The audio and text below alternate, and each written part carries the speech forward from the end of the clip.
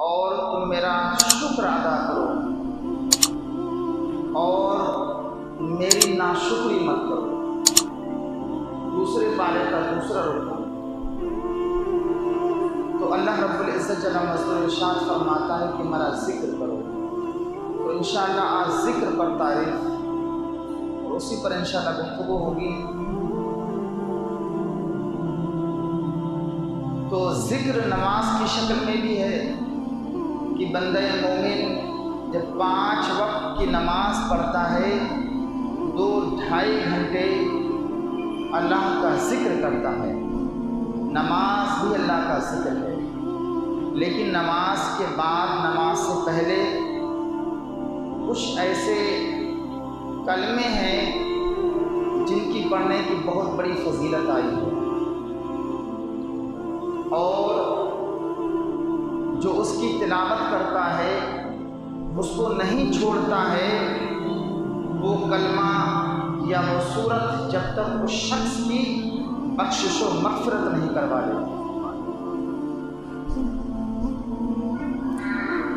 تو حدیث پاک کے اندر ہے، اللہ کے محبوب علیہ السلام نے ارشاد فرمایا کہ سب سے افضل ذکر، سب سے اعلیٰ ذکر کلمہ شہادت ہے، لا الہ الا اللہ محمد رسول اللہ۔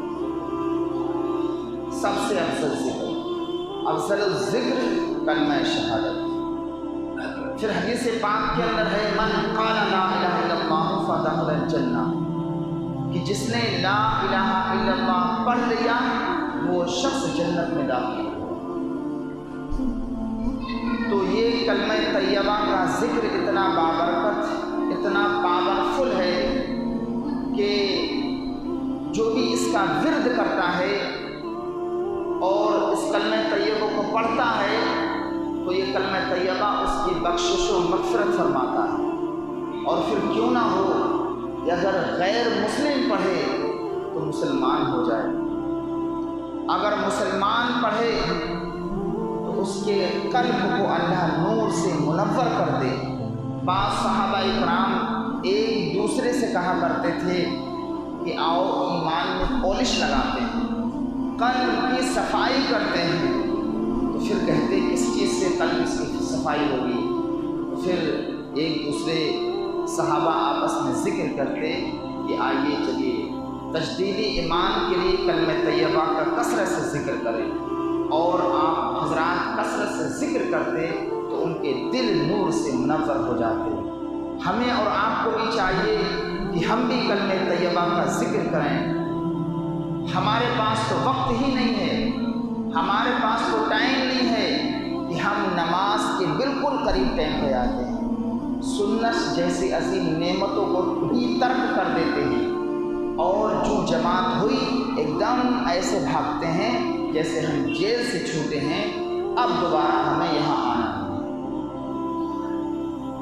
حالانکہ پہلے آپ بزرگان دین کو، عام انسانوں کو اٹھا کے دیکھیے کہ نماز سے پہلے وہ مسجدوں کے اندر حاضر ہو جاتے اور نماز کے بعد تسبیح لے کر مصلی پر بیٹھ جاتے اور ذکر کرتے۔ جسے پاک کے اندر ہے، اللہ کے حبیب علیہ السلام نے ارشاد فرمایا، نماز فجر کے بعد سورج نکلنے تک جو شخص لا الہ الا اللہ کا ورد کرے گا، کلمہ طیبہ کا ذکر زبان پر لائے گا سورج نکلنے تک، تو اس کی برکت یہ ہوگی، اسے پاک میں ہے اللہ کے حبیب نے ارشاد فرمایا، اس کے پڑھنے والے کو اللہ ضرور بے ضرور جنت عطا فرمائے۔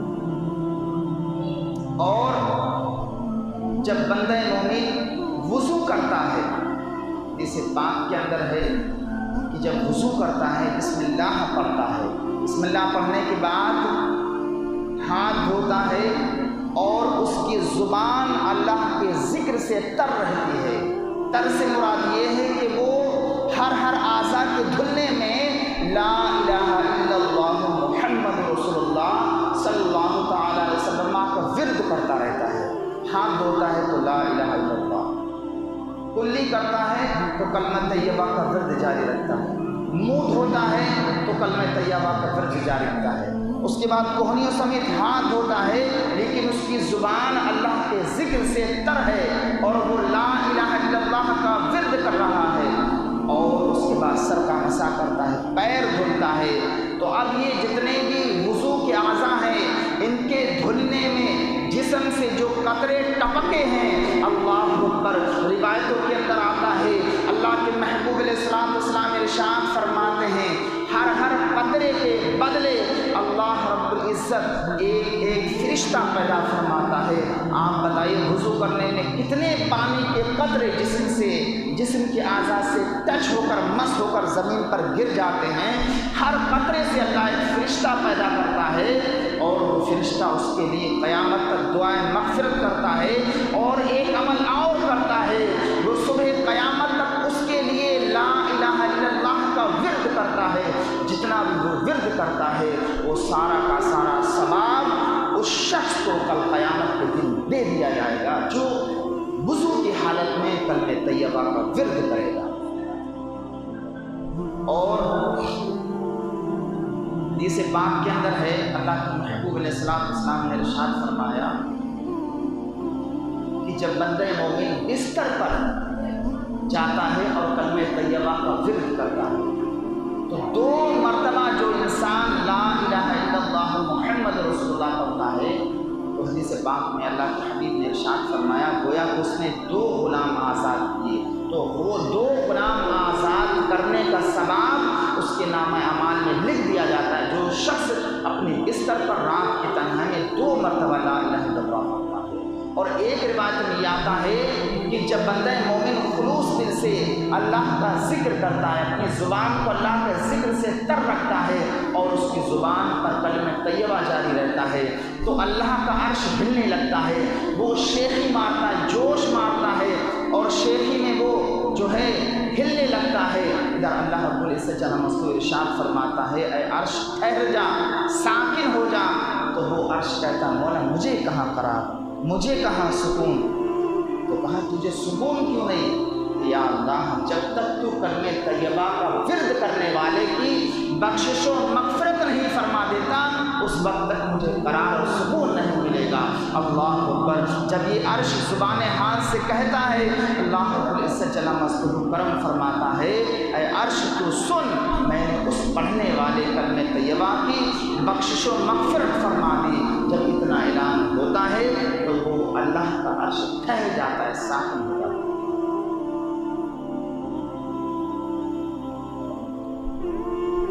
تو ہمیں اور آپ کو چاہیے کہ ہم نماز کے بعد بھی اور نماز سے پہلے بھی اپنی عادت اللہ کے ذکر کی بنائیں، کچھ وقت نماز کے اندر دیں، کچھ وقت مسجد میں دیں۔ جب اللہ کے محبوب علیہ السلام آسمانی دنیا پر معراج کی رات تشریف لے گئے تو کیا دیکھا، ایک شخص اللہ کے عرش کے نور میں لپٹا ہوا۔ تو جب یہ نورانی منظر حضور نے ملاحظہ فرمایا تو جبریل امین سے معلوم کیا اے جبریل امین یہ تو بتاؤ یہ کیا کوئی فرشتہ ہے؟ تو جواب ملا نہیں۔ کیا کوئی نبی ہے؟ کہا نہیں۔ تو حضور نے پھر ارشاد فرمایا آخر کون ہے؟ تو پھر جبریل امین نے حضور کی بارگاہ میں عرض کیا یا رسول اللہ علیہ السلام یہ وہ شخص ہے جس کی زبان اللہ کے ذکر سے تر رہتی تھی، اور یہ وہ شخص ہے جس کا دل مسجد کے اندر لگتا تھا، اپنا زیادہ سے زیادہ وقت مسجد میں دیتا تھا، اور یا رسول اللہ یہ وہ شخص ہے جس کی وجہ سے اس کے والدین کو کبھی کسی نے برا اور بھلا نہیں کہا بلکہ ہمیشہ اچھائی سے اس کو یاد کیا، اس کی وجہ سے یا رسول اللہ یہ وہ شخص ہے۔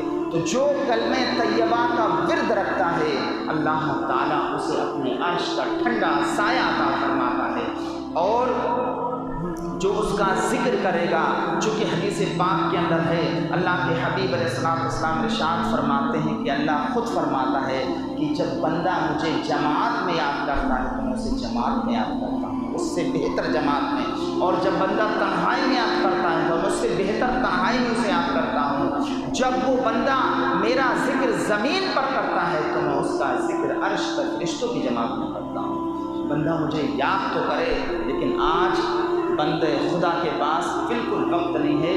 نماز کا جب بالکل ٹائم ہو جائے گا، جماعت ہونے میں صرف 5 یا 7 منٹ ہیں یا 2 منٹ ہیں، تب جناب آتے ہیں، اور آنے کے بعد پھر نماز کا اہتمام کرتے ہیں، اور جو ہی جماعت ہوئی تو فوراً اس قدر تیزی سے نکلنے کی کوشش کرتے ہیں کہ ایسا معلوم ہوتا ہے کہ جیسے جیل سے چھوٹے ہیں۔ آخر ہمارے پلے ہے کیا؟ ہمارے پاس کیا نعمتیں ہیں؟ تھوڑی بہت ہم نے نمازیں پڑھی، اور وہ بھی الٹی سیدھی، نہ صحیح سے قرات ہے، نہ صحیح سے رکوع، نہ صحیح سے سجود، اور اس پر بھی ہم جو ہے ناز و نخرے کریں تو ہمارے پلے رہے گا کیا؟ ہمیں چاہیے کہ ہم اللہ کا کثرت سے ذکر کریں۔ حضرت موسیٰ علیہ السلام ایسے جلیل القدر صحابی کہ اللہ سے ڈائریکٹ ہم کلامی کرتے، کوہ طور پر جاتے، اگر آپ کی طبیعت خراب ہوتی، گھر کے معاملات ہوتے، تو وہ رب سے جا کے ڈسکس کرتے، رب سے بیان کرتے، یہاں تک کہ گھر کے معاملات بھی اللہ سے وہ ذکر کیا کرتے۔ ایک دن پیٹ میں سخت درد ہوا تو کوہ طور پہ گئے، رب العالمین کی بارگاہ میں عرض کیا، یا اللہ میرے پیٹ میں سخت درد ہو رہا ہے، بہت جو ہے بھیانک اور تکلیف دہ درد ہو رہا ہے۔ تو اللہ رب العزت جل مصنوع نے ارشاد فرمایا، جنگل میں جاؤ، فلاں درخت کی فلاں بوٹی کے پتے نچوڑو اور اس کا عرق، اس کا جوس پی لو، تم شفایاب ہو جاؤ گے۔ آپ جنگل میں گئے، اس کے پتے توڑے، اس کا عرق نکالا اور پی لیا، شفایاب ہو گئے۔ کچھ دن کے بعد پھر اسی طرح کا درد اٹھا پیٹ میں، تو وہ کوہ طور پہ نہ جا کر کے جنگل میں گئے، اس کی بوٹی کو توڑا اور نچوڑا اور اس کا جوس کو پیا، لیکن درد اور بڑھ جاتا ہے۔ تو پھر کوہ طور پر پہنچتے ہیں، پہنچنے کے بعد کہتے ہیں بار الہ پروردگار عالم، درد بھی وہی، دوا بھی وہی، لیکن شفا کیوں نہیں؟ تو کہا اے موسیٰ کلیم اللہ، پہلے ہی آ گئے ہوتے، کا مولا وہی درد وہی جڑی بوٹی، لیکن شفا کیوں نہیں؟ تو اللہ رب العزت ارشاد فرماتا ہے، شفا اے موسیٰ کلیم اللہ میرے حکم میں ہے، وہ جڑی اور بوٹی میں نہیں بلکہ میرے حکم میں شفا ہے۔ جب میں اس کو حکم دیتا ہوں تب وہ شفا یاب کسی بندے کو شفا دیتی ہے۔ ہم جب ذکر کریں گے انشاءاللہ، اللہ کو یاد کریں گے تو ہمارا بھی قلب نور سے منور ہوگا، ہماری بھی طبیعت نمازوں میں لگے گی، ہمارا بھی ذکر اللہ کا جو ہے کلام میں ہماری طبیعت اور ہمارا مزاج بنے گا۔ لیکن ہم جب ذکر سے منہ موڑ لیں گے اور مسجدوں سے دور رہیں گے تو ہماری طبیعت اور ہمارا دل کہاں سے لگے گا؟ ہمیں چاہیے کہ ہم نماز کی پابندی بھی کریں اور اللہ کا ذکر بھی کریں۔ موسیٰ کلیم اللہ علیہ السلام نے ایک دن اللہ رب العزت جل مصنوع کی بارگاہ میں عرضہ پیش کیا، پروردگار عالم مجھے کوئی ایسا عمل، کوئی ایسا وظیفہ بتا جس سے میں تیرا ذکر کروں۔ تو اللہ رب العزت جل مصنوع نے ارشاد فرمایا کہ تم لا الہ الا اللہ کا ورد کیا کرو۔ تو کہا مولا لا الہ الا اللہ تو تیرے سارے بندے پڑھتے ہیں، تو کہا تم بھی پڑھا کرو۔ تو کہا مولا نہیں، مجھے کوئی خاص وظیفہ بتا جو میرے لیے خاص ہو۔ تو کہا اے موسیٰ کلیم اللہ تم لا الہ الا اللہ کا ورد کو ہلکا کمتر مت سمجھو، ساتوں آسمان اور ساتوں زمین کے معاملات کو ترازو کے ایک پلے میں رکھا جائے اور لا الہ الا اللہ کے ایک پلے میں رکھا جائے، تو جو ان دونوں میں پلے کو جھکانے والا ہوگا وہ میرا اسم جلالت لا الہ الا اللہ ہوگا۔ اللہ اکبر! اتنا پاورفل وظیفہ ہے، اتنا بہترین اور دلوں کی زنگ کو دور کرنے والا یہ مبارک اور بابرکت وظیفہ ہے۔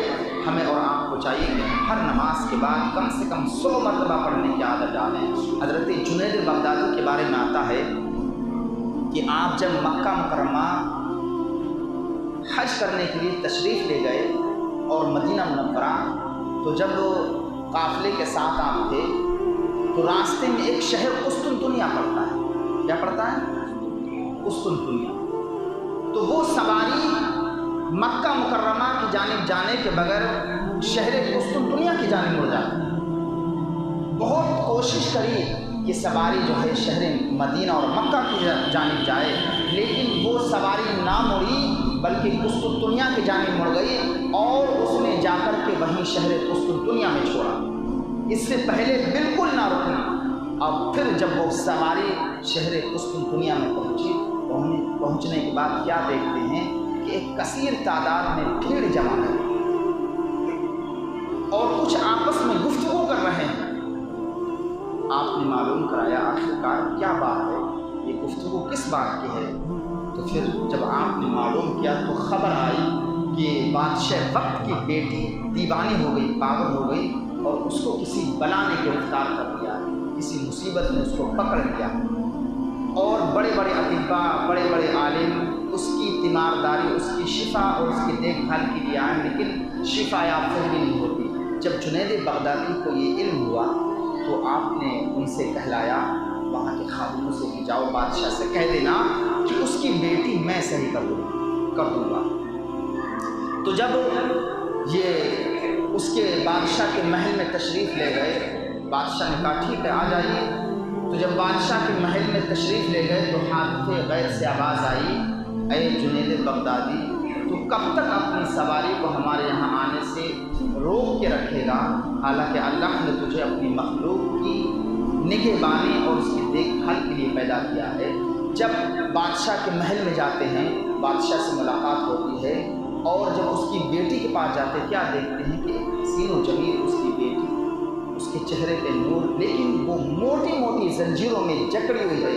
اور جب اس کی نگاہ میرے اوپر پڑی، جنید بغدادی کہتے ہیں کہ وہ زار و قطع ہوتی ہے اور عرض کرتی ہے حضور مجھے بچا لیجیے، ایک بلا اور مصیبت نے مجھے پکڑ لیا ہے، مجھے اندیشہ ہے یہ بلا اور مصیبت مجھے ہلاک کر دے گی، یہ میری جان لے لے گی، مجھے اس سے شفایاب کروا دیجیے، مجھے بچا لیجیے، میں ٹھیک ہو جاؤں، میں درست ہو جاؤں. اس کے درد بھرے آواز نے جب یہ بات کہی تو کہتے ہیں میرا دل پسیج گیا اور میں نے رب کی بارگاہ میں لو لگائی اور اس سے کہا اے لڑکی تو پڑھ کلمہ طیبہ لا الہ الا اللہ محمد رسول اللہ. جب اس لڑکی نے کلمہ طیبہ کا ذکر کیا تو موٹی موٹی زنجیریں خود بخود ٹوٹ گئیں اور سب بکھر گئیں. اور اچانک وہ جب اس نے اپنی زبان پر کلمہ طیبہ لائی، چونکہ وہ لڑکی کافرہ تھی، اور اس نے جب کلمہ طیبہ پڑھا تو جو موٹی موٹی زنجیروں میں وہ لڑکی بندھی ہوئی تھی وہ زنجیریں ٹوٹ جاتی ہیں اور وہ لڑکی ایک دم درست اور صحیح و سالم ہو جاتی ہے. اس کی نگاہیں جھک جاتی ہیں. بادشاہ سمجھ جاتا ہے میری بیٹی صحیح ہو گئی اور جا کے قدموں میں گر جاتا ہے اور بڑی تعریفیں کرتا ہے. تو پھر جنید بغدادی اس بادشاہ سے کہتے ہیں تو بھی کفر و شرک کے اندھیرے میں گھرا ہوا ہے، تیرا دل سیاہ ہے، تو بھی کلمہ طیبہ پڑھ لے. وہ بھی کلمہ طیبہ پڑھتا ہے اور اس بادشاہ کے محل میں جتنی بھی پبلک تھی، جتنے بھی لوگ تھے، سارے کے سارے کلمہ طیبہ پڑھ لیتے ہیں. اور اس کی برکت یہ ہوتی ہے کہ تمام کے تمام لوگ جو بیماری میں مبتلا تھے اللہ سب کو شفا یاب کر دیتا ہے اس کلمہ طیبہ کی برکت سے. اگر ہم کلمہ طیبہ کی عادت ڈالیں اور کلمہ طیبہ پڑھیں تو انشاءاللہ ہمارا دل بھی نور سے منور ہوگا اور ہماری بیماری بھی ختم ہوگی. کل قیامت کے دن ایک ایسا بھی شخص لایا جائے گا اللہ اکبر جس کے 99 دفتر گناہوں سے بھرے ہوئے ہوں گے، جہاں تک نگاہ پہنچے گی اس کے گناہ ہی گناہ ہوں گے. اللہ اکبر. اس کو دکھایا جائے گا تیرے گناہ ہیں، اقرار کرے گا. یا ان گناہوں میں سے تو کسی گناہ کا انکار کرتا ہے؟ تجھے اختیار دیا ہے، تجھے اختیار دیا جاتا ہے اگر تو ان گناہوں میں سے کسی گناہ کا انکار کرے تو اس کو ختم کر دیا جائے گا. لیکن وہ رجسٹر کھلا ہوا ہوگا. جس وقت جو گناہ کیا، کیوں نہیں کیا، سارا معاملہ سامنے ہوگا، گنجائش ہی نہیں بولنے کو ہوگی. لیکن پھر بھی اللہ اسے اختیار دے گا کہ اگر تیرے پاس کوئی گناہ کو انکار کرنے کا کوئی عذر ہو تو کوئی عذر ہی پیش کر دے. وہ بندہ عذر بھی پیش نہیں کرے گا تو پھر اللہ رب العزت جل مجدہ ارشاد فرمائے گا آج تیرے اوپر کوئی ظلم اور کوئی زیادتی نہیں ہوگی، بلکہ ایک کاغذ کا ٹکڑا لایا جائے گا. ٹکڑا لانے کے بعد جو ہے وہ ترازو کے ایک پلے میں رکھا جائے گا اور 99 گناہ کے دفتر ایک ترازو کے پلے میں جب وزن کیا جائے گا تو جو پلے کو جھکا دے گا وہ اللہ کا اسم جلالت کلمہ طیبہ ہوگا. اللہ اکبر. وہ تو گناہوں کے سامنے اس کاغذ کی کیا حیثیت؟ تو اللہ رب العزت جل مجدہ ارشاد فرمائے گا بندے یہ کلمہ طیبہ ہے، تو نے محبت سے جو کلمہ طیبہ پڑھا تھا اسی کی برکت ہے کہ اللہ نے تیرے تمام تر گناہوں کو نیکیوں میں بدل دیا اس کلمہ طیبہ کی برکت سے۔ جب ہم کلمہ طیبہ کا ورد کریں گے انشاءاللہ تو ہمارے دل بھی نور سے منور ہوں گے، ہماری مشکلیں بھی آسان ہوں گی، ہماری بیماری بھی دور ہوں گی۔ حضرات محترم، ہمارے اندر کیا ہے؟ ہم تو صحیح سے نمازیں بھی نہیں پڑھتے۔ اللہ اکبر۔ شیخ سعدی شیرازی علیہ رحمہ فرماتے ہیں کہ ایک شخص مطائف میں کنکریوں پہ پیشانی رکھ کے زار و قطار ہوتا ہے اور کیا کہتا ہے؟ مولا مجھے معاف کر دے، اگر تو نے معاف نہیں کیا تو کل قیامت کے دن نابینا اٹھانا، تیرا کیا تیرے بندوں کا سامنا نہیں کر سکتا۔ اللہ اکبر۔ اتنی درد سے روتا کہ دل ڈولتے ہیں، اور اتنی بے چینی سے روتا کہ رونے سننے والا اس کا دل ٹکڑا پارا ہو جاتا، آنکھیں اشک بار ہو جاتی۔ اللہ اکبر۔ اور اتنی بے چینی سے روتا، کہتا مولا کل قیامت کے دن میری گرفت نہ فرمانا، اگر گرفت کی تو مجھے کل قیامت کے دن نابینا اٹھانا، تیرا کیا تیرے بندوں کا سامنا نہیں کر سکتا۔ تو ایک شخص نے طواف چھوڑ کر اس کو تسلی دیتے ہوئے کہا کہ اے بندے خدا حوصلہ رکھ، اللہ بڑا کریم ہے، حوصلہ رکھ، اللہ بڑا کریم ہے، کل قیامت کے دن اللہ تجھے رسوا نہیں کرے گا۔ اور اتنی درد سے روتا کہ اس کی چیخیں سنی نہیں جاتی۔ تو جب کافی دیر تک وہ روتا رہا، وہ شخص اس کو تسلی دیتا رہا، اس کے بعد جب وہ چپ ہو گیا، خاموش ہو گیا، چلنے لگا، تو اس شخص کے دل میں جو طواف چھوڑ کر کے آیا تھا، اس کے دل میں تجسس جاگا، تمنا جاگی آخر ہے کون، دیکھے تو صحیح۔ اس نے اوپر سے پردہ اوڑھ رکھا تھا کہ دیکھے تو صحیح یہ ہے کون اتنی درد سے رونے والا۔ جب اس نے پردہ اٹھایا تو اس کی چیخیں نکل گئیں۔ اللہ اکبر۔ پتہ کون تھا؟ وہ شیخ عبد القادر جیلانی۔ یہ درد سے رونے والا کوئی اور نہیں، شیخ عبد القادر جیلانی تھا۔ ہمارے اندر کیا ہے؟ ہم نماز بھی پڑھتے ہیں تو خیال ہمارا کہیں اور رہتا ہے۔ جو نماز پڑھی سب سے بیچ کھانے میں دیکھیں کیا لکھا، ان اللہ و ملائکتہ یصلون علی النبی یا ایھا الذین آمنوا صلوا علیہ وسلم۔ کیا اس کا مطلب؟ بے شک اللہ اور اس کے فرشتے درود بھیجتے ہیں اس غیب بتانے والے نبی پر۔ ایمان والو تم بھی خوب درود بھیجو۔ اللہ نمازیں پڑھتا ہے؟ کسی کتاب میں آپ اٹھا کے دیکھیے، کسی کتاب میں نہیں ملے کہ اللہ نمازیں بھی پڑھتا ہے۔ اللہ روزے رکھتا ہے؟ نہیں رکھتا ہے۔ اللہ زکوٰۃ دیتا ہے؟ کوئی ذکر کرتا ہے؟ آپ کتاب اٹھا کے دیکھیے، کہیں مل ہی نہیں سکتا۔ اگر کوئی عمل کرتا ہے تو اللہ اپنے حبیب پر درود و سلام بھیجتا ہے۔ ہم درود پڑھتے ہیں نماز میں، ویسے نماز میں درود پڑھتے ہیں، لیکن جب سلام کی باری آتی ہے تو اس قدر تیزی سے نکلتے ہیں۔ ارے جو اللہ کام کرتا ہے، فرشتے کام کرتے ہیں، خود اللہ اپنے فرشتوں کو حکم دیتا ہے اور مسلمانوں کو حکم دیتا ہے، لیکن وہ عمل بالکل نہیں کرتے جو اللہ بھی کرتا ہے۔ چونکہ سلام ایک ایسا بابرکت وظیفہ ہے، حضور نے ارشاد فرمایا کہ جب گھر میں داخل ہو تو سلام کرو، اور سلام کے بعد 3 مرتبہ یا 1 مرتبہ قل واللہ شریف پڑھ لو۔ انشاءاللہ جو یہ عمل کرے گا اللہ اس کے گھر میں کبھی بے برکتی نازل نہیں فرمائے گا، یعنی اس کے گھر میں ہمیشہ برکت ہوگی۔ ایک شخص حضور کی بارگاہ میں آیا، عرض کرنے لگا یا رسول اللہ ہم تنگ دستی میں ہیں، ہمارے یہاں کاروبار میں ترقی نہیں ہوتی۔ حضور نے ارشاد فرمایا جاؤ سورہ اخلاص کی تلاوت کیا کرو۔ اللہ اکبر۔ اور ہوا یہ کہ اس نے سورہ اخلاص کی تلاوت کی تو اسے تو امیر ہونا ہی تھا، اس کے ہمسائے اس کے پڑوسی بھی امیر ہو گئے سورہ اخلاص کی برکت سے۔ اور حدیث پاک کے اندر ہے حضور تبوک کے میدان میں ایک دن تھے تو کیا دیکھتے، سورج بالکل آب و تاب میں ہے، اس قدر روشن و منور ہے، اس سے پہلے کبھی روشن و منور تھا ہی نہیں، اس قدر نورانی اور اس قدر سورج کے اندر نور برس رہا۔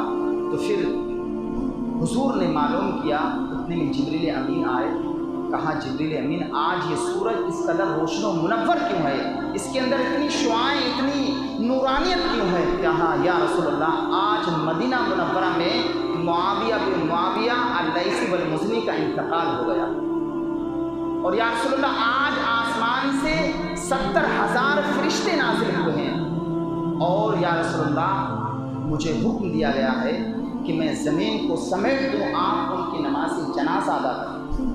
اللہ، کہاں؟ میدان تبوک میں، مدینہ منورہ، کافی فاصلہ۔ تو پھر کہا ٹھیک ہے، تو آپ نے پر مارا زمین پر، تو زمین کو سمیٹ دیا گیا، اور حضور کی نگاہوں کے سامنے جو ہے معاویہ بن معاویہ المزنی اللیثی کا جنازہ ہے، تو حضور نے ان کی نماز جنازہ پڑھائی۔ 70,000 فرشتے، 2 صفیں، اور ہر صف میں 70,000 فرشتے۔ اللہ، نماز پڑھانے کے بعد میں پھر حضور نے معلوم کیا، اے جبریل امین، اتنا بڑا اعجاز جس کی نماز میں فرشتوں کی جماعت اور جس کا پڑھانے والا اللہ کا حبیب، آخر یہ اعجاز ان کو کیوں دیا گیا؟ تو پھر جبریل امین نے عرض کیا، یا رسول اللہ، ان کی زبان ہمیشہ اللہ کے ذکر سے تر رہتی تھی، اور یہ ہمیشہ قل هو اللہ احد یعنی سورہ اخلاص کیا ورد کیا کرتے تھے۔ اسی کی برکت ہے، اسی کی رحمت ہے کہ ان کی نماز جنازہ میں 70,000 فرشتوں کو اللہ نے منتخب کر دیا، اور پڑھانے والا بھی اللہ کا حبیب کو منتخب کر دیا۔ آپ ذرا اندازہ لگائیے، سورہ اخلاص سب کو یاد ہے، لیکن اس کی روحانی طاقت اور اس کی قوت کو ہم اور آپ کے ذہن و تصور میں نہیں ہے۔ ہمیں آپ کو چاہیے کہ ہم قل اللہ کا جو ہے، حضور نے ایک جگہ یہ ارشاد فرمایا کہ تم جو ہو رات میں تہائی قرآن پڑھ لیا کرو۔ تو صحابہ نے کہا، یا رسول اللہ، کوئی تہائی قرآن کیسے پڑھ سکتا ہے؟ یعنی 30 پاروں میں 10 پارے کوئی کیسے پڑھ سکتا ہے؟ تو سرکار نے کہا کہ جو شخص ایک مرتبہ سورہ قل هو اللہ پڑھ لے گا، اللہ اسے 10 پارے پڑھنے کا ثواب عطا فرمائے گا۔ اور حضور نے یہ بھی ارشاد فرمایا کہ سبحان اللہ و بحمدہ، جو شخص پڑھے گا، اللہ تعالیٰ اس کے اگر سمندر کے جھاگ کے برابر بھی گناہ ہوں گے، اس کے گناہوں کو اللہ معاف کر دے گا۔ اللہ کے ذکر میں بڑی طاقت ہے۔ اور بخاری کی سب سے آخر حدیث ہے، حضور نے ارشاد فرمایا کہ یہ 2 کلمے زبان پر اتنے ہلکے ہیں، لیکن میزان عمل پر پہاڑوں کے مثل ہیں۔ جو انسان پڑھے گا، اگر اس کے سمندر کے جھاگ کے برابر بھی گناہ ہوں گی، اللہ تعالیٰ اس کے گناہوں کو مٹا دے گا۔ وہ کیا ہیں؟ سبحان اللہ و بحمدہ، سبحان اللہ العظیم۔ یہ ایسے بابرکت کلمے ہیں، اگر کوئی کاروبار میں پریشان ہو اور اس کا کاروبار چلتا نہ ہو، تو یہ وہ پڑھے صبح کے وقت، تو انشاءاللہ اس کے کاروبار میں ترقی ہوگی اور اس کا کام بھی اچھا چلے گا۔ اور حضور نے یہ بھی ارشاد فرمایا کہ اپنی صبح کی آغاز سورہ یاسین شریف سے کرو۔ جب کوئی انسان سورہ یاسین شریف پڑھ لیتا ہے، اب جب وہ کام کرتا ہے تو اس کے کام میں برکت بھی ہوگی، اور شیطان کے شر سے بھی اس کا وہ بھی بچا رہے گا، اس کا کام بھی بچا رہے گا۔ اور صبح کے جو ہے آغاز حضور نے ارشاد فرمایا کہ سورہ یاسین شریف سے کرو۔ حضور نے یہ بھی ارشاد فرمایا کہ ہر چیز کا ایک دل ہوتا ہے، اور قرآن کا دل جو ہے وہ سورہ یاسین شریف ہے۔ جو ایک مرتبہ سورہ یاسین شریف پڑھتا ہے، اللہ اسے 10 کلام پاک ختم کرنے کا ثواب عطا فرماتا ہے۔ ہم سمجھتے ہیں شاید کہ کوئی انسان ایک سال میں بھی 10 قرآن نہ پڑھ سکے، لیکن سورہ یاسین شریف روزانہ آپ ورد کریے۔ صبح کی آغاز جو ہے وہ سورہ یاسین شریف سے، اور شب کی آغاز یعنی تنہائی رات کی جو ابتدا ہے وہ سورہ ملک سے کریے۔ حضور نے ارشاد فرمایا کہ قرآن پاک میں ایک ایسی صورت ہے جس میں 3 آیتیں ہیں، 30 آیتیں ہیں۔ جو اس کا ورد کرے گا، جو اس کو پڑھے گا، تو اللہ کی بارگاہ میں اتنی مرتبہ وہ سفارش کرتی ہے، اتنی مرتبہ سفارش کرتی ہے کہ وہ اس وقت تک چھوڑتی نہیں ہے جب تک کہ اس شخص کو بخشوا نہ لے، اس کی مغفرت و بخشش نہ کروا لے۔ تو پھر حضور سے صحابہ نے پوچھا، یا رسول اللہ وہ کون سی صورت ہے؟ سرکار نے کہا وہ سورہ ملک ہے، یعنی سورہ تبارک الذی ہے۔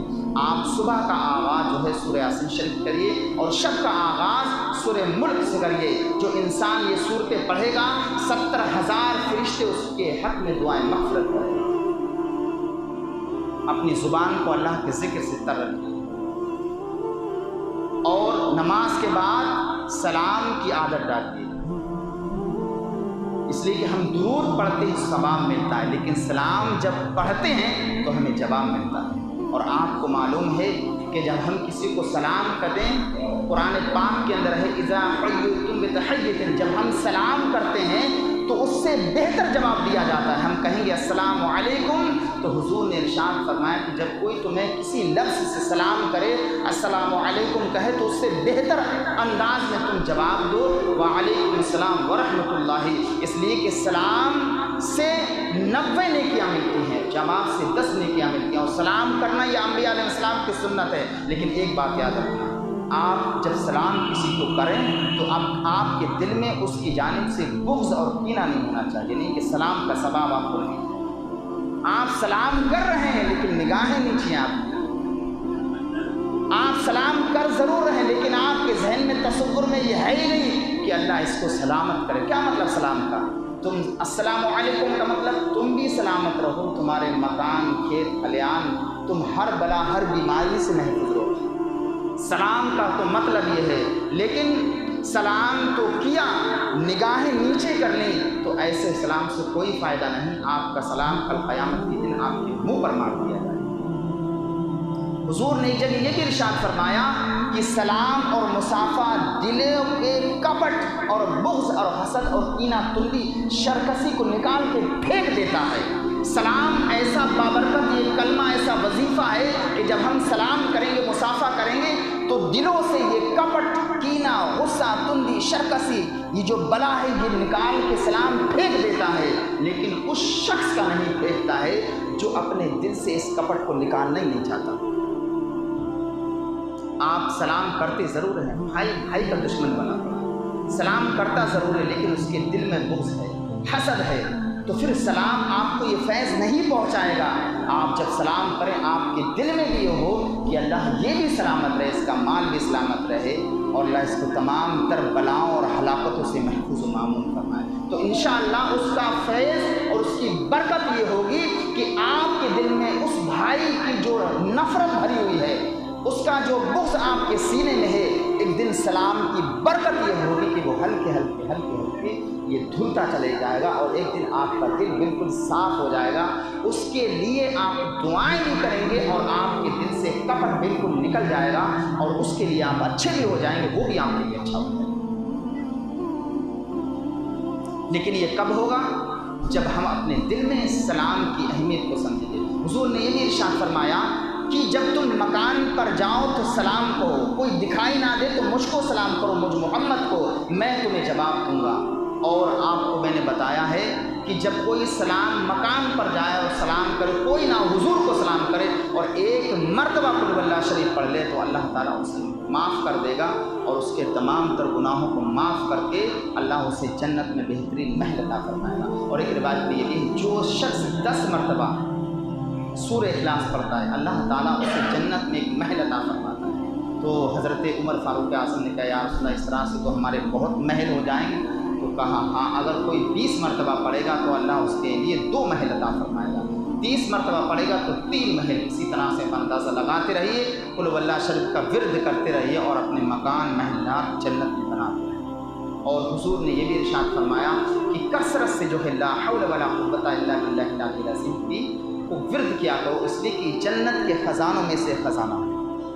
جو لا حول ولا قوت الا باللہ العلی العظیم کا ورد کرے گا، 99 بیماری اس کے جسم کے اندر سے اللہ نکال کے پھینک دے گا۔ اور جو ہے حدیث پاک میں یہ بھی ہے کہ تمام تر آسمانی بلائیں بیماری سے وہ شخص محفوظ و مامون رہے گا جو شخص لا حول ولا قوت الا باللہ العلی العظیم کا ورد کرے گا۔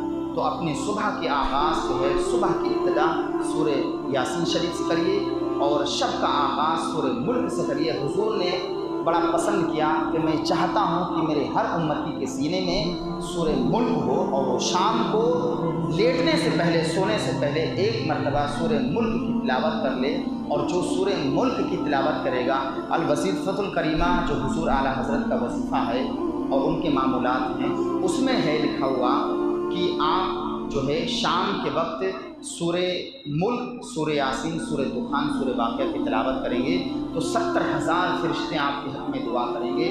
اور جو شخص شام کے وقت سورہ واقعہ کی تلاوت کرے گا، اس کے مکان میں कभी बेबरकती नहीं होगी और वो कभी फाका कशी उसके घर में नहीं होगा। तो हमें और आपको चाहिए कि शाम की तन्हाई में हम सूरह वाक़िआ की तिलावत करें। अल्लाह रब्बुल इज़्ज़त जल्ल मज़बूत की बारगाह में दुआ है, मैंने आप तक जो पैगाम पहुँचाया अल्लाह ताला हम सबको इस पर अमल की तौफ़ीक़ अता फ़रमाए और अपनी ज़ुबानों को अल्लाह के ज़िक्र से तर रखो, इसलिए कि यही ज़ुबानें जब तर रहेंगी तो इंशाअल्लाह आखिरत के दर्दनाक अज़ाब से बची रहेंगी।